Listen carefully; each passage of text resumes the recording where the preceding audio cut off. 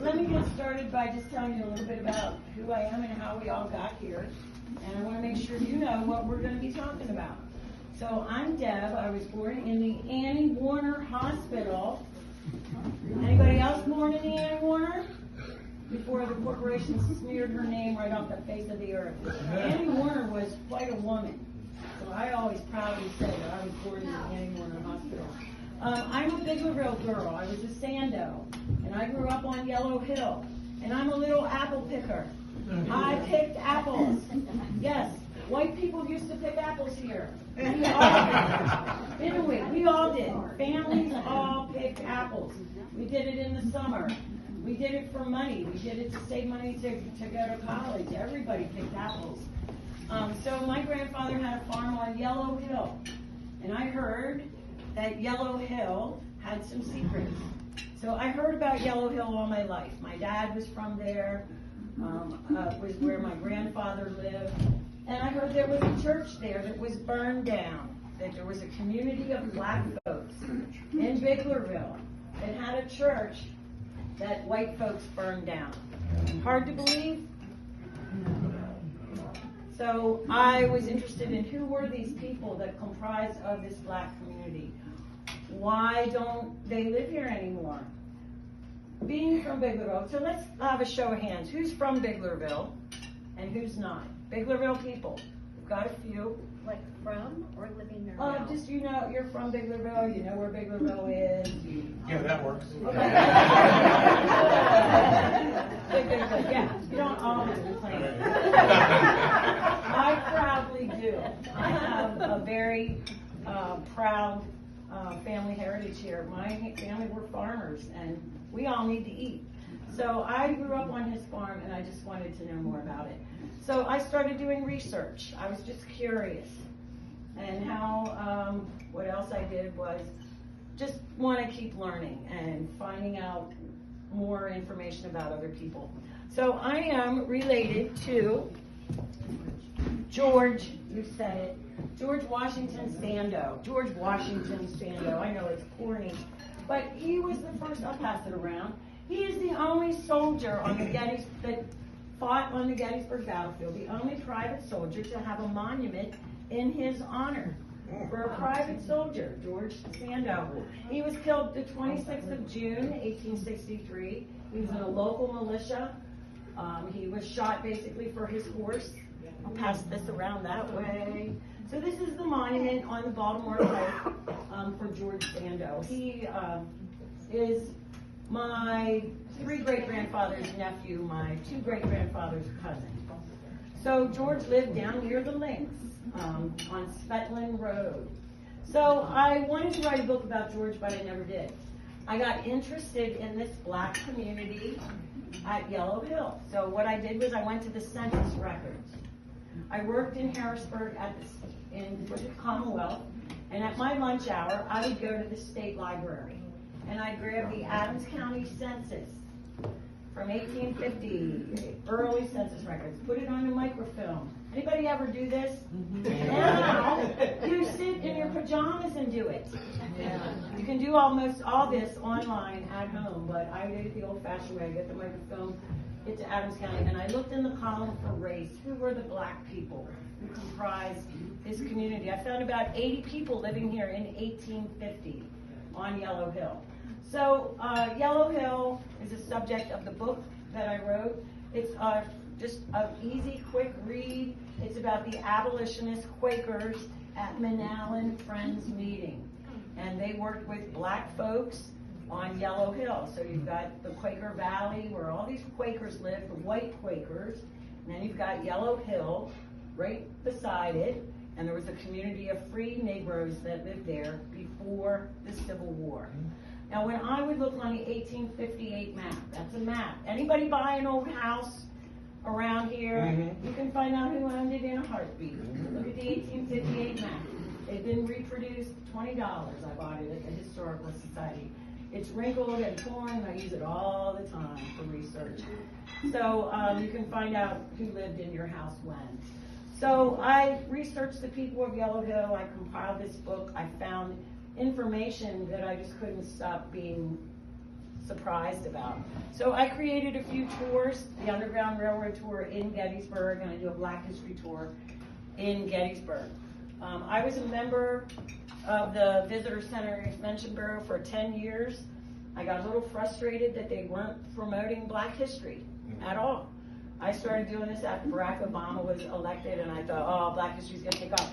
It's going to be great. Gettysburg. Oh, I got a big story to tell. I'm going to make so much money. And I had a really hard time getting the people that ran the Visitor Center to back me, and it was frustrating. For 10 years, I just said, the heck with it. So I think it was institutional racism. I've also run into it at the Gettysburg National Military Park. I've been told you're not going to find anything on those people from Yellow Hill. I bet you want to change the name of Yellow Hill, somebody said. No, I really don't. So let's talk about the name of Yellow Hill. I went to an old map and I found that it was really called Pine Hill. Yellow is a term to define people of mixed race. The Yellow Rose of Texas was about a brown-skinned woman. Okay, now here comes the sex education lesson. How did these mulatto people that I found in the census record, people of mixed race, how did this happen? Was this consensual sex? Or was it rape? Rape. Masters raping their enslaved females. And I found it over and over. The best thing that I found about all my research is the story of Kitty Payne. So let's get going. I think I have 67 slides, so that's 2 per minute if I roll in a half an hour. So I'll try to not hinder your view a whole lot. So we're going to talk about these Quakers, and we're going to talk about Yellow Hill. So I'm going to go between the 2 communities, and I'm going to bombard you with so much information. I hope you walk out of here and go, oh, she said so much, can't even remember it all. Because when I walk out of a room or a conference, that's the feeling I want. I got so much information, I'm blown away. Deb, do you show us at some point where in Biglerville Yellow Hill was? I certainly can. Okay. So there's 2 ways to see the Yellow Hill Road. When you're in the center square of Biglerville, if you go towards Hollaball's Farm Market on 34 North the Carlisle, on the left after Hollaball's Market, you'll see Yellow Hill Road, about a mile and a half. If you are going to Arntsville from Biglerville Center Square, there's a real sharp curve where Scott Slayball lived. Yellow Hill Road is right there. So the square of Biglerville is here, with the crossroads, and Yellow Hill connects like the northwest quadrant. It's up in there. So there was a Black church there. There were 80 people living there that were counted in the census. I found descendants of some of the people that lived there. I found deeds, families, the Matthews family, and I found relatives still living in this area. And that's kind of what blew me away. The 1858 map, I would look at it, and I would see Sandos, and I would see Lowers, and names of the people that I went to school with. But the Black people that I found in the census that lived there in 1850 weren't here anymore. They owned property. They had bought property here. Why didn't their grandchildren graduate with me? Was the church burning the reason this Black community left? I don't think so. From my research, I believe it was economic reasons. So they were here because Quakers were here. Quakers were an organized religion that said, we don't think that people should own other people. And they used scripture in Deuteronomy that said, you should not oppress poor people. And they used scripture in Deuteronomy that said, if a poor person comes to you, you should feed them. You should help them. You should let them live with you. You should not oppress them, or that is a sin in you. Quakers in the 1770s told their members, you can't own slaves anymore if you want to continue to be a member of this Quaker meeting. So the Manawan Friends, I drove by that Quaker meeting house my whole life, having no idea the progressive and amazing thing these people did in these buildings. There's another one near York Springs. This is the Huntington meeting that was laid down around the time of the Civil War. Many of their members transferred from York Springs to Bendersville, from Huntington to Manawan. The fertile soil, the rocky hills, were great for growing apples. And these Quakers came here, they had nurseries, And we've got the Adams County Fruit Growers Association, the Apple Harvest Festival. And many of these things came from these early fruit growers that were here, and many of them were Quakers. And they had free Negroes living on their farms and living near them. They were giving them jobs, helping them make a living, and possibly educating some of their children. I believe that some of the black children of the Matthews family may have been educated in the Quaker meeting school. And I found several schools near Bendersville. And the Manal and Friends Meeting House, this is right on 234. You know where the big black mansion is? It's right across from that. And that was also a Quaker home. So I nominated sites to the Network to Freedom. This was years-long initiative to get these sites recognized on the National Park Service, National Underground Railroad Network to Freedom. There are 4 sites in Adams County that have been named. The Manal and Friends Meeting, Yellow Hill because of Ed Matthews, Cyrus Grace, William and Phoebe Wright at Huntington Meeting, and McAllister's Mill. 4. And there are more places that were involved in the Underground Railroad. For this nomination, you have to have the permission of the owner. You have to have documentation to prove it at a time where proving things wasn't real easy. You were not going to write on the wall, hey, we're helping in the Underground Railroad, because you were breaking a federal law to aid and abet a freedom seeker. And I challenge you to just think about, what would you do? If someone knocked on your door and they were hungry, would you feed them or would you send them away? These people believed that you should be human. You should help people. You should let them prosper. If I'm here and I made it, I should pull you up and bring you with me. And these Quakers were amazing and so progressive. So I'm going to talk about a lot of the really cool stuff they did. So the present site of the Quaker meeting on Route 34, about 3 miles north of Biglerville. This is the earlier Quaker meeting that was there. It's been there since the 1830s. This meeting house was there earlier. Previous to that, there was a site near Center Mills. If you're driving on 234 near the Center Mills Road, you can see dots in there of a cemetery. And that was the first Quaker meeting cemetery. Now, I know the church on the Center Mills Road that is now a residence used to be the Biglerville Grange. Remember, Greg? Where the Grange was? Behind that. There's a cemetery there at that building, but it's behind that in a field below it.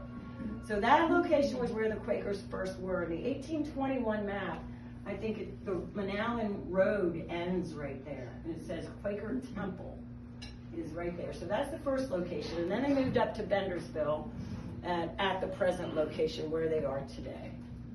And this is the meeting house, built in the 1880s to replace that one that was put there in the 1830s. This fence there was forged in Gettysburg, cast iron, by Charles Tyson.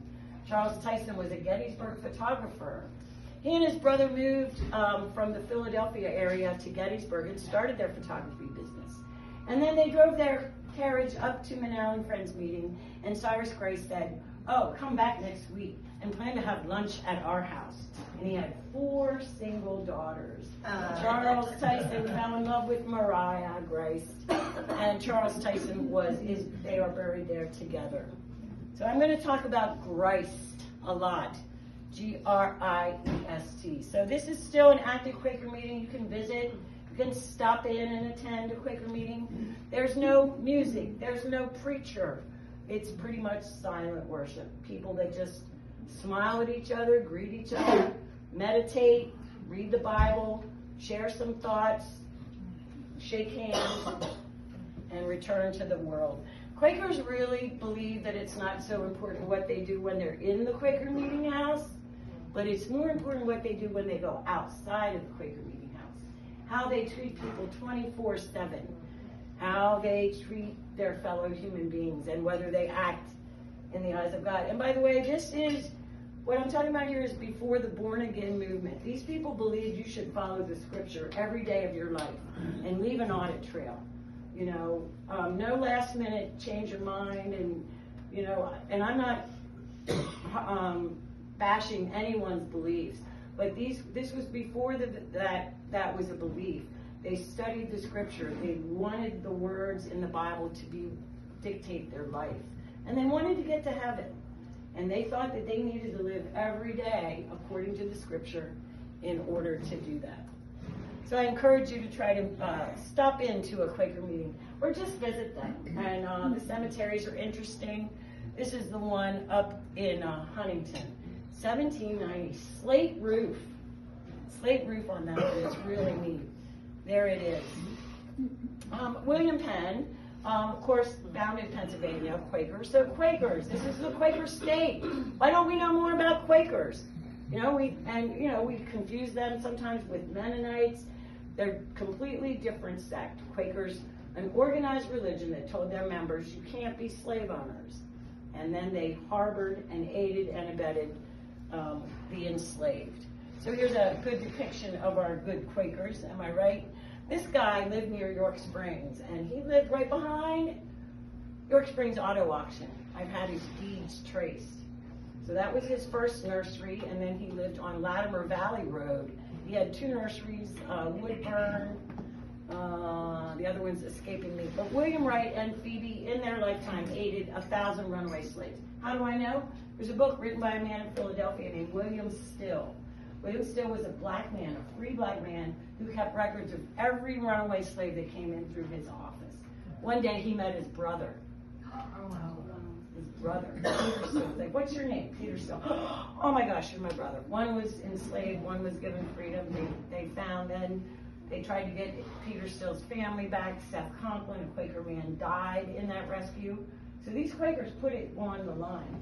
They literally did. And the federal fugitive slave law, again, made it illegal to help people. But the Wrights did. Now, in William Still's book, here's how they communicated. Before they had the internet and messages, newspapers, letters, they wrote letters. And here's in William Still's book is a letter about William Wright. It says, I just received a letter from my friend William Wright of York Sulphur Springs, PA. He says by writing to you, I might get some information about the transportation of some property from this vicinity to your neighborhood. It was Washington, D.C. to Philadelphia.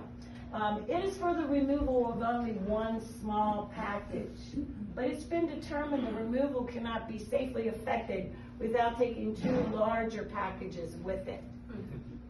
What do you think they're talking about? So that's how they transported people. They spoke in code. And William Still says William Wright and his wife Phoebe Wireman. We play pickleball with Bob Wireman. Wireman's Wrights really involved in the Underground Railroad here. 1,000 runaway slaves. And this was their home.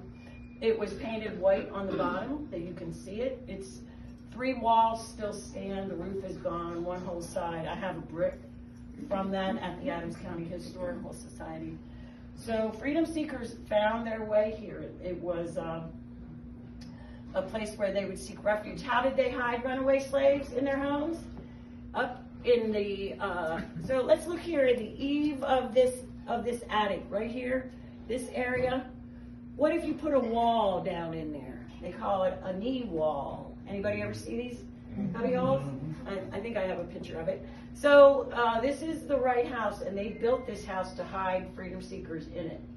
And they, and I've also been in another house near York Springs that was a Wireman house, and they had the same feature. And when I saw the door that was in that knee wall on the floor, I picked it up, and there was like a handle on the inside and a handle on the outside of the door, so you can shut it from the inside or open it from the outside. So here we go. This shows the knee wall. Now, just because you find a house that has a knee wall doesn't mean they were hiding black people in there. This is a common storage area in a house. This was a freedom seeker that came through York Springs, and he wrote a book. The Wrights taught him to read and write, and he wrote a book in, I think, 1827. He published it, called The Fugitive Blacksmith.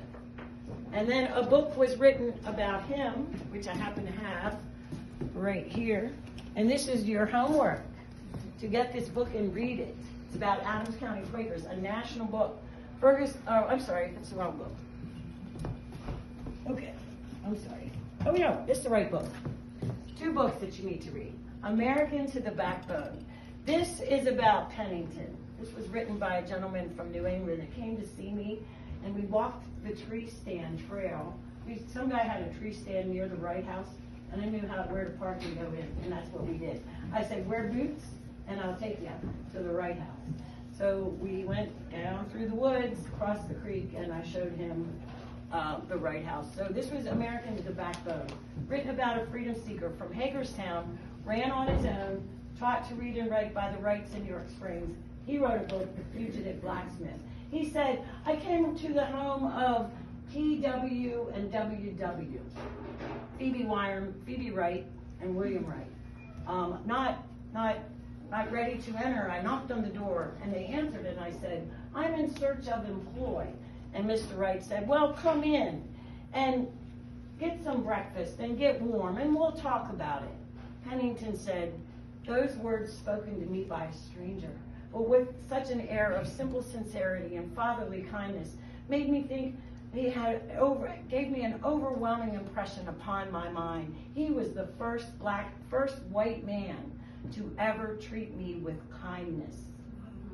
William Wright took him in, taught him to read and write, and this book is written about him. And this is another great read for your homework assignment. This is about these Quakers from a national perspective. These Quakers had ties with people on the national scene. The lady living in New York Springs, Lydia Lundy. Her half-brother was Benjamin Lundy. He had a newspaper, The Genius of Universal Emancipation, which was later transferred to William Lloyd Garrison. So these people here had ties with people on the national scene. Pennington, he changed his name. His name was Jim Pembroke. When he ran, he changed it to James William Charles Pennington, taking the William from William Wright in York Springs. And his son, William and Phoebe's son, General Wyman Wright, was an engineer and head of the railroads in Pennsylvania. And he had seen freedom seekers come through his home as a child living there in York Springs. And he used black men in the Civil War to help Sherman with the March to the Sea and the fall of Atlanta. With black men of African descent, Colonel Wright helped Sherman to be victorious in that. And I read that in Sherman's memoirs. I had read that Sherman praised Colonel Wright.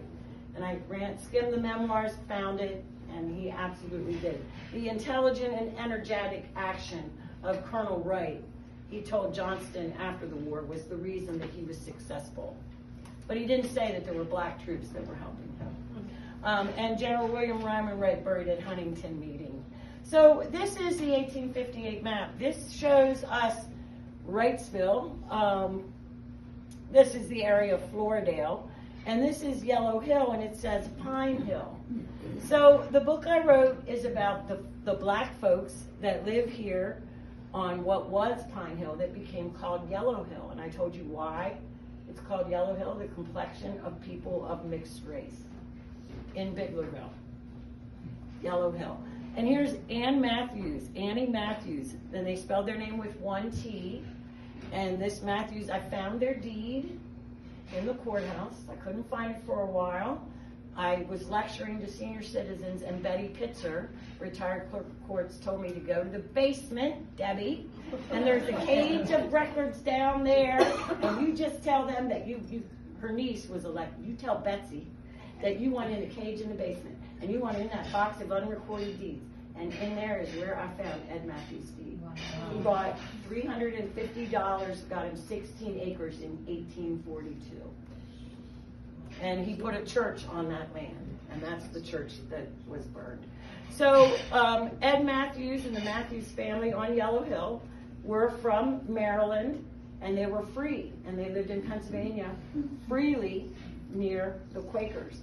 And the Matthews had 3 sons who were in the Civil War in the U.S. colored troops. I could lecture on the colored troops for like 2 hours, so I'm going to have to skip all that, but I'm telling you, there are so many amazing stories there. Now, this is our good old Adams County people, Cyrus and Mary Ann Cook Grist. Cyrus Christ paid $100 to get an attorney in Virginia to defend Kitty Payne after she was kidnapped from Bendersville in 1843. July 24th, 1845, she is kidnapped. And then Cyrus Christ pays $100. She sued a white man. Kitty Payne was enslaved in Virginia, freed by her owner, lived in Bear Mountain in Bendersville, and 5 men kidnapped her and her 3 children in the middle of the night to take them back down to Virginia. And the 5 men who kidnapped her, one was her cousin, Sam Maddox Jr. He felt he should inherit them according to his uncle's will, and he just hired 4 other men. They kidnapped her, they beat her, they gagged her, they threw her in a wagon, and then they put him in jail in Rappahannock County, Virginia. And there they were for over 300 days. And so Cyrus Grace put up his money. They got an attorney to defend her. A black woman sued a white man in 1845 in Virginia. Unheard of. Because Cyrus Grace gave $100 to Zephaniah Turner. She didn't win. 12 jurors, 7 of the 12 jurors were slave owners in Virginia who judged her. The kidnappers were found guilty here in Pennsylvania, but there was no one to put in jail. Our Adams County Sheriff wrote to the Virginia Sheriff in Rappahannock County and said, bring Sam Maddox up here for kidnapping charges. Sheriff in Virginia said, nope, we don't quite see it that way. We're not helping you. This is why the Civil War had to be. The difference in states' laws. That you could have a free woman kidnapped from her home in the middle of the night, and there's nothing anyone can do about it. So they were found guilty in Pennsylvania courts, but nobody was put in jail except Thomas Finnegan. He was coming back to get some more. Thomas Finnegan was one of the 5 men. He was a renowned kidnapper from Hagerstown, Maryland. Right now I'm looking for his descendants because I want to find that kidnapper's kids. And I want them to meet Kitty Payne's children. And I'm working on it. It might happen. That's the geeky stuff I do. So this is on the Quaker Valley Road. This is Cyrus Grace's house.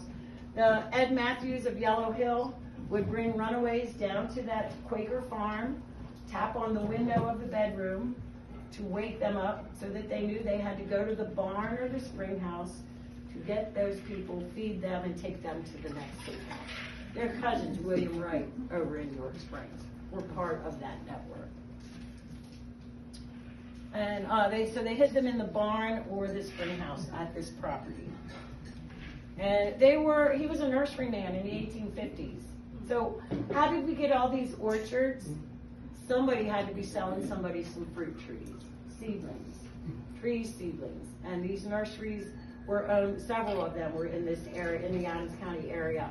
This was probably the first. This is probably where the whole fruit growing industry got started, at that property on the Quaker Valley Road. Cyrus Grace, first commercial nursery in Adams County, 1850s.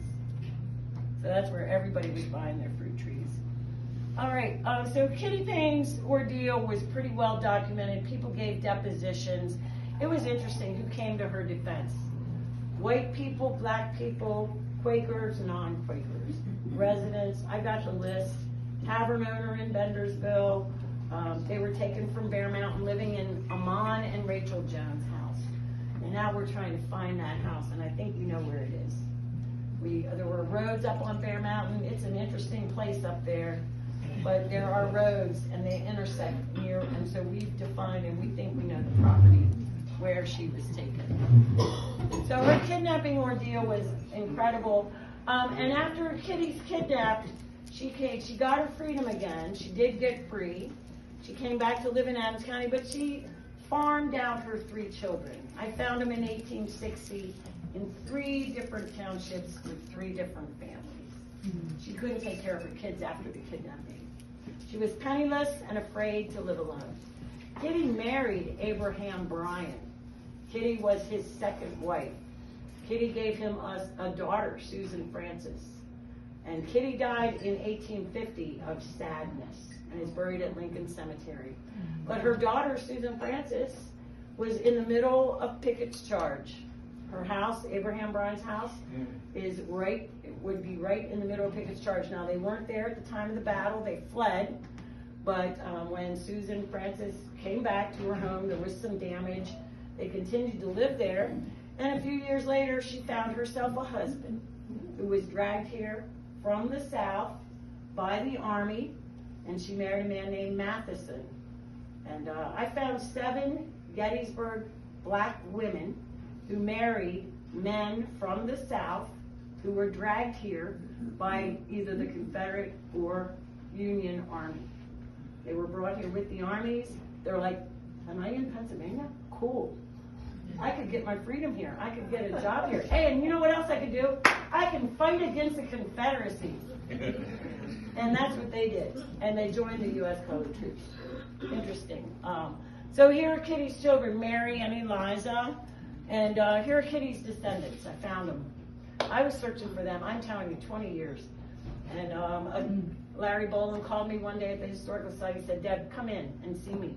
I have something you're going to want to see. I did. He said, I pulled this book off the Payne family records, and there's this book about Kitty Payne saying she's buried at Lincoln Cemetery. She married Abraham Bryan, and it all came together. So, and then I found Kitty's relatives on the internet, and I brought them here in 2008. We had a great big Kitty Payne celebration. We went all over the place, but the most incredible moment was they wanted to walk up Bear Mountain. I took them to the Quaker meeting, and Cyrus Grace descendants were there. The guy who got Kitty Payne's grandchildren free they were together. Kitty Payne's family with Cyrus Grace's descendants. And then after the meeting, Quaker meeting, they wanted to walk up to Bear Mountain. And I'm like, really? In church clothes, you want to walk up? Okay, come on. I'm good with that. Let's go. So we did, and we went up part way, and we got up there, and there were like 40, 50 of these descendants from all over the U.S.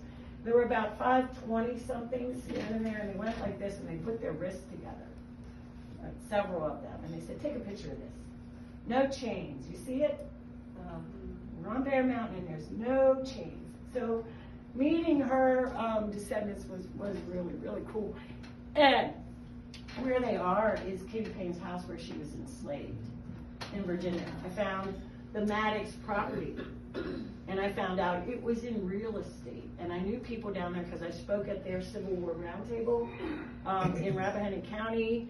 And I said, I've got Kitty Payne's descendants coming in, and if they had some time to come down to Virginia to meet the Maddox family, and they did, who Kitty had been descended from, and who also had kidnapped her. And they all got along real well. This is a quilt that we ran into. I'm just going to go through this really quickly. Posey Wright was just the sweetest dear woman. She was married to William Wright. I found 6 William Wrights. I used to try to remember them by their wives. But Posey was just a Manalapan friend for a very, very long time. We kept the meeting together. But we found this 1850s quilt. It had 76 signatures, and Kitty Payne's daughter was on one of the quilts, Eliza Payne. So old quilts are worth money because the fabric was in good condition, the colors were right. And then when we found that it was African American memorabilia because there was a black signature on it, now it's really valuable because the white guys who collect that stuff will try to outbid each other on it. So it's, there's a word my dad would use for that, but I'll spare you. I'll spare you. Okay, come on. Are we moving? Okay, so there is the quilt, but it's really amazing. But that's kind of just a side note. Have you seen this one? This is Mapleton. It's on Route 34 between Biglerville and Bendersville. This was a seminary started by the Quakers. 7 schools I found near Bendersville started by the Quakers. 7. And this is Charles Tyson. This is Mariah, and this is their daughter Mary. She married Zach Peters, and I bet that's him. And they lived in Mapleton, and in the 1870s, she started that school. Cyrus Grace's daughter. And so we know that runaways were hidden in places like that barn. Oh, what happened? Okay, we're good. So Charles Tyson, Gettysburg photographer, buried there at the Quaker meeting. Here's Mariah, his wife. Just very plain. This is Isaac, his brother. These good Quakers. Now Cyrus Grace got into his father-in-law's nursery business, and he had a fertilizer company. So big that they had a plant in Baltimore, Susquehanna Fertilizer Company. This is in William Frazanito's book, William Frazanito, and it's called Tree Peddler in Full Costume. Tree peddler. So he was selling trees at the nursery. But look at it. What does it look like? Fireman. But I think it's chemicals. I think he was spraying. I think it's protective gear from, and why are we not wearing that anymore?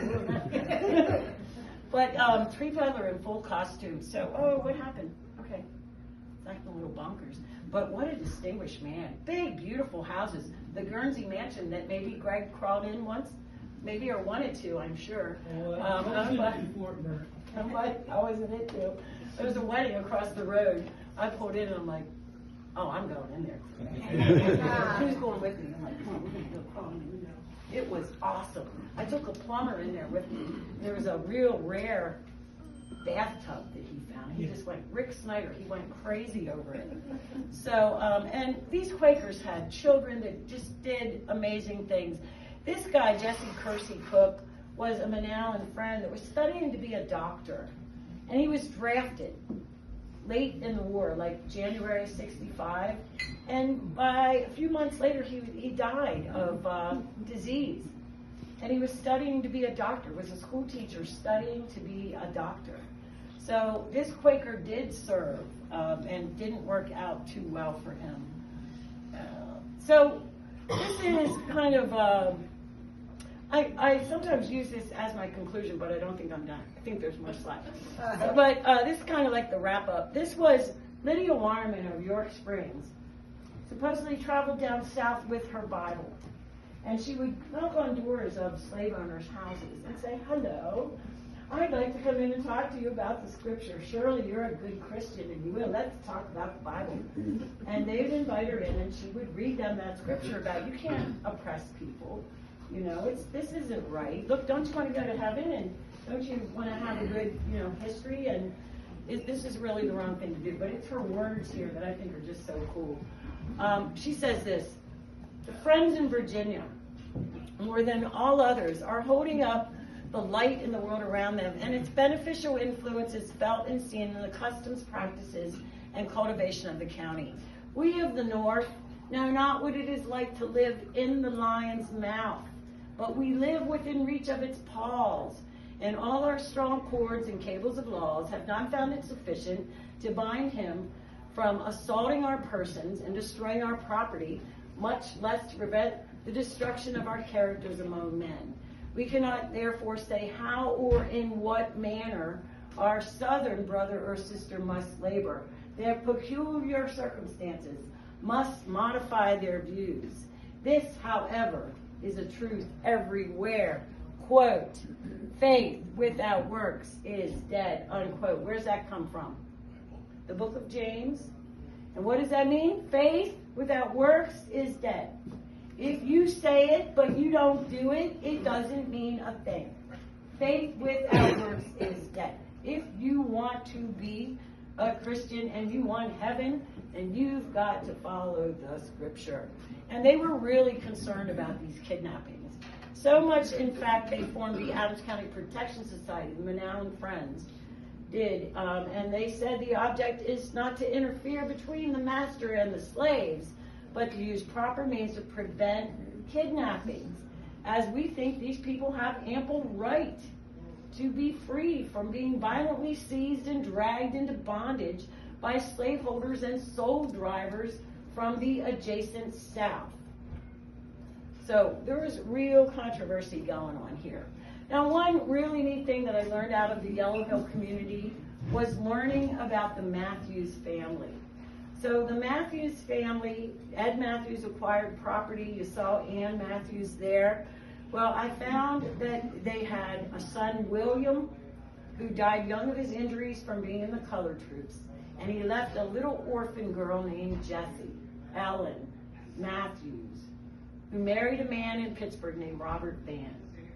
So this poor little orphan girl who had a really rough childhood meets a man in Pittsburgh who's studying to be an attorney, and he becomes a newspaper publisher and publishes the Pittsburgh Courier, which becomes the #1 Negro newspaper in America.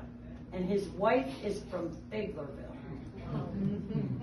And she christened the USS Jesse L. Van with a bottle of champagne. It was sunk in 1938, had a very short life. Here's Jesse with Maury Amsterdam. Yucking it up. I think a school should be named for Jesse Ellen Matthews Van. She took over the Courier after he died. Here she is with Shirley Temple. So Robert Lee Van, subject of this book, historical marker on him in Pittsburgh. This came out of the Yellow Hill community. 3 sons in the U.S. Colored Troop, all in Company I of the 127th. 2 of the 3 boys were shot, 1 in the head, 1 in the right leg. They all survived, but William died young of his injuries, and his wife died the year before, leaving Jesse as an orphan. But an incredible story of this poor little orphan girl that ends up, and when Bob died, she got flowers, telegrams from Ella Fitzgerald, Joe Lewis, the Ink Spots. That was her circle of friends. She was featured on Ralph Edwards' This Is Your Life. She was that famous. A black woman from Biglerville. Here she is, christening the USS Robert L. Van. She was on Eisenhower appointed her the U.S. International Development Committee, and here she is with Premier Nehru of India, representing the United States, meeting the Premier of India. Here she's friends with, she went to teas on the Eisenhower farm with Mamie and knew Eleanor Roosevelt. Here she is with Eleanor Roosevelt. Okay, here's my wrap up. All right. What did these Quakers do? So they helped the people of Yellow Hill. They were, black folks were working on these Quaker farms. Ed Matthews' sons from Yellow Hill were working on Cyrus Grace Nursery. And if you know Tom Piper, he's since gone on, but I talked to Tom about, doesn't this prove that there were black labor starting, helping the fruit? Yes, Debbie, I think that's a very real claim that you could absolutely make. So these 2 communities, the black folks of Yellow Hill, aided the Quakers on their farms. They performed duties in their homes. They took care of their children, their farms, their animals, their businesses, were very much part of the economy here. So these Quakers, several schools, the Quaker Valley Country Club, that was in Guernsey. Bobby Phillips, Jack Phillips is an attorney here in Gettysburg. Bobby was a sweetie. Oh my gosh, she was the nicest lady, but she said when she was a little girl, her dad was an attorney, and she remembered going to the Quaker Valley Country Club with him when he played golf and tennis there. In Guernsey, temperance societies, don't drink, save your money, be a good planner. Anti-slavery societies, 1817, there was a Quaker from Bendersville at the Philadelphia Society to Protect the Sable Descendants of Africa, the Adams County Protection Society, the Underground Railroad, Agricultural Club, which became the Fruit Growers Club, the Trilogy Club. It's still alive. It's a literary society for Quaker women. And they're still doing it. They were always into education and reading. Penn State Fruit Research Lab. Chester Tyson, Charles Tyson's son, advocated to State College. We need research. We need science. Get down here and have this fruit lab. Entomologists come to Biglerville and study our bugs. And it's because a Quaker man convinced Penn State to have the Penn State Fruit Research Lab on University Drive in Biglerville. And there's a Tyson building up on main campus, named for this Adams County Tyson family. Libraries, interstate farm supply businesses, Quaker, Susquehanna Fertilizer, tanneries, warehouses, there's a tomato canning factory on the Quaker Valley Road, nurseries. So a whole lot of our early industries here were because of these Quakers. So I've just tried to elevate their stories. Just what I learned, I thought was just pretty amazing. And I just wanted to tell some of their stories. I just want to close with a few things. So you've seen the movie Glory, right? 54th Massachusetts, right? And why wasn't it the 54th Pennsylvania? Because Governor Curtin didn't want black troops right away, and the Massachusetts governor did. So when we watched that movie the first time, when it came out, we didn't know there were any Adams County men in that unit. Well, I wrote my book, and I published it, and I was in Florida a few years ago, and I got this call on my phone from a guy in Ohio named Ben Davis. Ben Davis says to me, "You wrote a book, and you have a reference to John Woods of Manawan Township in your book." I said, "Yes, I do. I know it. I remember it." Yep. He said, "Well, guess what? He had a brother, Stuart Wesley Woods, who was in the 54th Massachusetts." And I said, "From Adams County?" He goes, "From Adams County."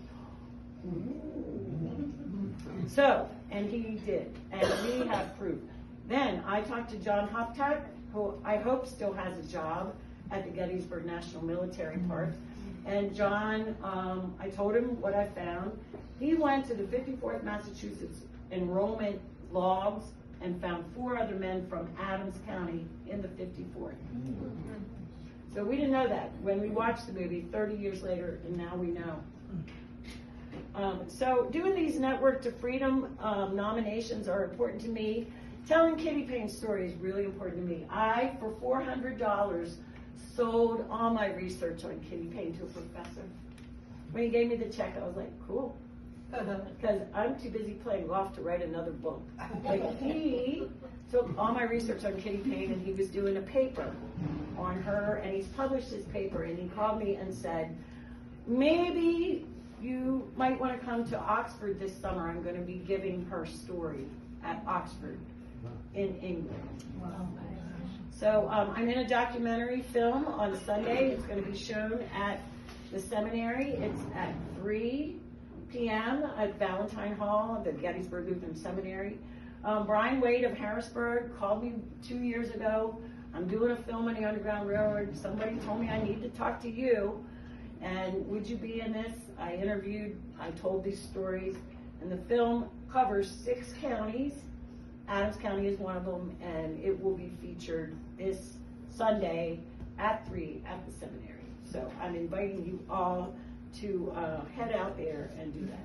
So I just want to close by letting you know that I appreciate the fact that you care enough to want to learn this history. I think the progressive actions of some of these people, and let me tell this and be very clear about this. It was white and black in this freedom fight. The black people were the first people who took their freedom themselves. They ran. That was the first civil disobedience. They were defying the law. They ran on their own. They were the freedom fight. It started with the black people who ran away. But other people helped them. Other people helped them, gave them food, gave them jobs, showed them where the next safe house is. So together, this is how I see the Underground Railroad, black and white, people just caring about people. Christians who just believe that it doesn't matter if my eyes are blue and yours are brown, and your hair is red and mine is brown, or your skin is white and theirs might be a little bit brown, but we're all children of God. We've all got red blood pumping through our veins. We are all the same on the inside. I saw Buddy Guy in York, Pennsylvania perform a song called Skin Deep. It was about the fact that we're all the same under the skin.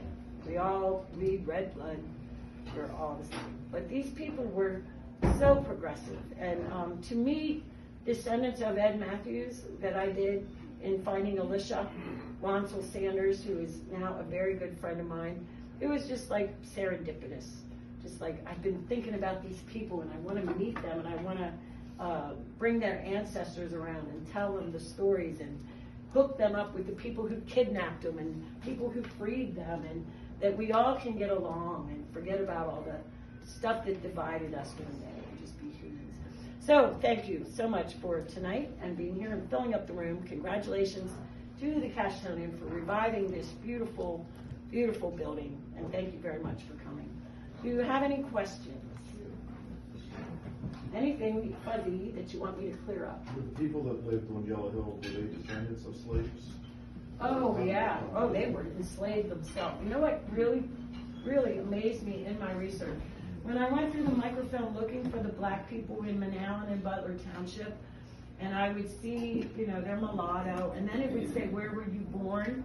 And they would say, Maryland, Virginia. I'm like, oh my gosh, you are dead. If somebody wants to question you, why are you black living in Adams County in 1850? Where are your papers? Where are your manumission documents? Show them to me. Ed Matthews of Yellow Hill, I don't think he ever was manumitted, given his freedom. I think he was born free. I think his family was from Pike Creek, Carroll County, Maryland, where Quakers were. Because in Pike Creek, Carroll County Quaker meeting, I found a tombstone of a Quaker, a white Quaker named Matthews. So it's my assumption that I've never found a manumission document on the Matthews family that they were enslaved by Quakers in Maryland who gave them their freedom. So he was probably born free. I've never found it. They're related to the Biggs family. Anybody watch Henry Louis Gates? All the time. All the time. The Anna Duvere Smith segment. Well, I was so excited because I got a call one day from Skip Gates' crew. Oh my God. Not him, but somebody saying, I'm from Dr. Henry Louis Gates. I'm like, Skip. Because Betty Baker from the Links knows him personally from Martha Vineyard. And that's what she calls him. So I call him Skip. And but I was in the credits when they did Anna Duvere. And she has been coming to Gettysburg. And she's related to Basil Biggs and Ed Matthews. And she's met Alicia Wansel, and Tim Smith just ran into him over the weekend. He's like, oh, we got to get Anna wants your book signed. And I'm like, okay, I'll see if I can. I'll try. So great things are happening. The Black history here in Gettysburg is pretty incredible. And we've got some people who we're doing some Black history tours and talking about some of this, John Hoptack in particular. So read the books, learn a little bit more, and be amazed at what I found that some of these people did that lived here. Who walked on this land before us? You know, what did they do? Where were they? How are we affected? And can we carry that torch? Can we do a little bit better to be a little more welcoming, a little more kinder, a little more gentler with our fellow human beings? All right, I think that should do it. Any other questions from you? I wonder what would happen if a family got caught? Oh, imprisonment. And the fines were horrendous. The federal fugitive slave law was enacted like 1793, I think, and then made really stronger in 1850. The fines were, you know, I think how I used to define it was, if you got caught, your family would probably have to sell their property to get the money to pay the fine to get you out of jail. Thousands of dollars. No one here ever got caught in Adams County. No one ever got caught. But there were close calls. I have a letter that they were meeting in a schoolhouse near York Springs, and they did it by candlelight, and they had a guy posted in the woods in case anybody came and there was trouble. And they were talking about buying the freedom of someone, putting their money together to go purchase freedom for someone who was enslaved. So they had to be on guard, and they couldn't let everybody know that they were doing this kind of activity. They were under the radar.